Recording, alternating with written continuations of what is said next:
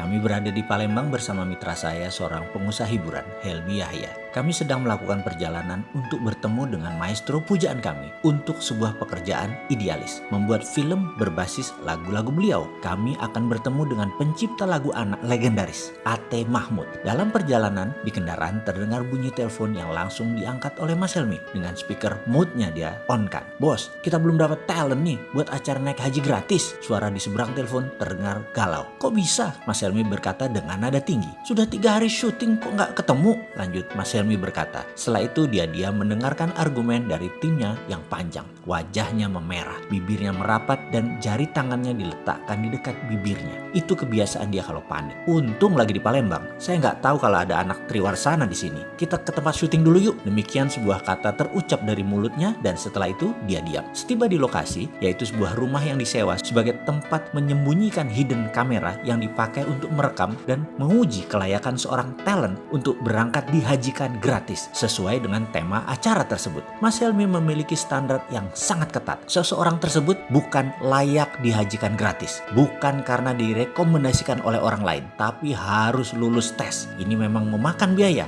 memang memakan waktu, tapi inilah kesempurnaan yang menjadi cirinya. Mana data syuting talent hidden kamera yang kemarin-kemarin, katanya lagi. Dalam sekejap dia menyaksikan video rekaman-rekaman para talent tersebut dites berbagai cara tesnya. Dengan hidden kamera kita memperhatikan Ustadz ini, Bapak Anu, ujung-ujungnya tidak ada yang layak. Lalu saya disuruh menilai. "Bosman, kamu lihat tuh yang dites pas sebelum Jumatan, 2 Ustadz." Mas Helmi keluar dengan muka merah. Saya turuti perintahnya dan menyaksikan. Biasa kami menggunakan penguji si Rini, spesialis pengujian. Cantik, dewasa, anggun, lengkap dengan jilbab dan aura kerendahan hatinya. Dia melakukan aksi ujiannya di depan Ustadz yang dimaksud. Dia datang jam 11.30 lalu berkata, "Saya ada masalah dengan perkawinan, saya ada masalah dengan suami saya." Dan seterusnya dia bercerita sangat meyakinkan. Sang Ustadz talent tadi yang sedang diuji mulai berdalih, mulai mewejang dan menyaksikan adegan tersebut. Maka saya tahu sekali mimik wajah dan gerak mata seseorang yang dalam tanda petik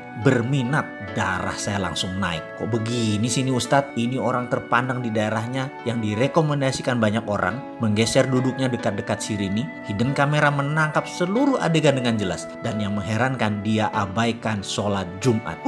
Hilang rasa hormat dalam hati ini. Dasar buaya, saya berkata dalam hati. Di video satunya setali 3 uang sama saja. Malah Rini pakai dipegang-pegang lagi pundaknya. Setiap beberapa kalimat dia menyentuh bagian tubuh Rini di tangan, seperti menepis kotoran dari jilbab Rini. Dan padahal nggak ada apa-apa. Darah emosi saya naik memuncak. Gile nih, sama aja, dasar bandot semuanya. Saya mendadak sangat marah. Sebagai pria, tahu banget niat laki-laki macam itu. Emosi saya naik. Saya keluar ruangan. Mas Helmi nafasnya turun naik dengan cepat. "Gila nih, besok naik tayang jam 4 sore belum ada talent." "Di mana Rini?" "Lagi ada talent Pak, deket sini Pak." Demikian seorang staf Triwarsana menjawab. "Nih lagi kita tes, live tuh di ruang belakang." Bergegas kami melihat seluruh kru berharap-harap cemas. Mukanya semua tegang. "Jauh nggak dari sini?" saya bertanya. "Enggak Mas, paling 500 meter." Jawaban kameramen Triwarsana. "Siapa dia?" saya tanya. "Dia guru bahasa Indonesia. Kalau sore ngajar ngaji." Demikian komentar staf Triwarsana. Dalam monitor terlihat seorang bapak sedang duduk kelelahan. Dia habis ngajar ngaji. Di masjid masuklah Rini. Dengan gayanya yang meyakinkan dia berkata, "Pak, saya ada anak usia 8 tahun, kelas 2 SD. Saya sudah tidak kuat merawatnya." Dipotongnya kalimat tadi ditambah dengan emosi.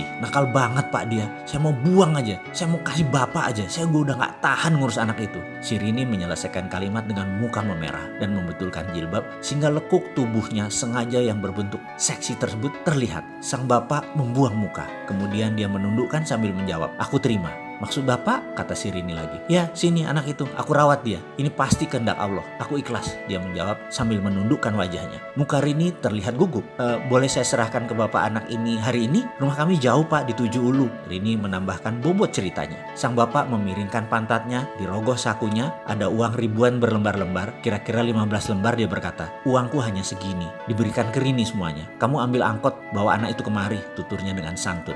Setiap adegan ini kami menyaksikan dengan tegang. Bahkan penduduk sekitar mulai menggerombol di tempat kami. Sesak udara ruang monitor tersebut. Ayo kita ke sana, full kamera, kata Mas Helmi memecahkan ketegangan. Bergegas kami berangkat. Penduduk sekitar mengikuti gerak kru sebanyak 15 orang. 3 kamera, 2 sound boom sangat menarik perhatian warga kampung sekitar. Setibanya kami di lokasi, kamera langsung keluar dari segala penjuru. Sang bapak terkejut, wajahnya bingung. Kemudian Mas Helmi Yahya muncul dengan mengatakan, Alhamdulillah, bapak dapat hadiah naik haji gratis. Sang bapak terkejut bukan main. Wajahnya bergetar, giginya bergemerutuk, tak bisa berkata-kata, bersujud di sajadah berkali-kali. Dan selang beberapa menit hadir penduduk sekitaran, kira-kira 500-an warga kampung sekitaran, dan tanpa komando mengumandangkan kata-kata labaik Allahumma labaik. 500-an orang lebih meneriakkan kata-kata tersebut berulang-ulang. Bergetar kami semua. Air mata saya turun tanpa sebab. Saya bertanya pada seorang ibu yang berdiri sambil menangis. Siapa dia, Bu? Tanya saya. Oh, dia Pak Rahmat. Dia guru bahasa Indonesia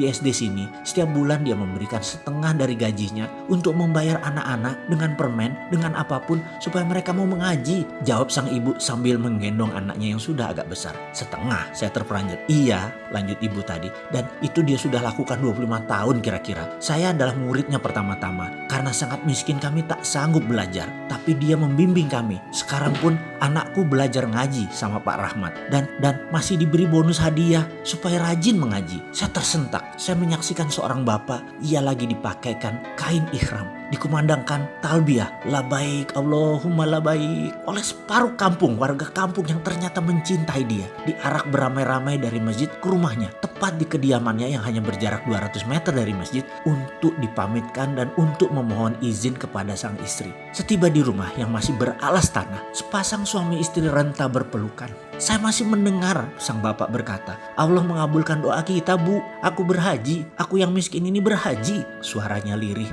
Mohon izin ya, Bu. Tersungkur di tanah saya seketika mendengar kata-kata tersebut. Terima kasih ya Allah, terima kasih. Masih ada orang seperti Pak Rahmat. Engkau sisakan untuk kami belajar. Tak henti-henti saya bersyukur. Berangkat berhaji ke Baitullah tidak lagi persoalan pekerjaan dan jabatan ataupun uang. Berangkat haji adalah tentang kejernihan hati. Siapa yang pantas, maka Allah Subhanahu wa Ta'ala akan mengundang orang itu lewat jalan yang tidak pernah kita bayangkan. Marhaban ya Ramadan.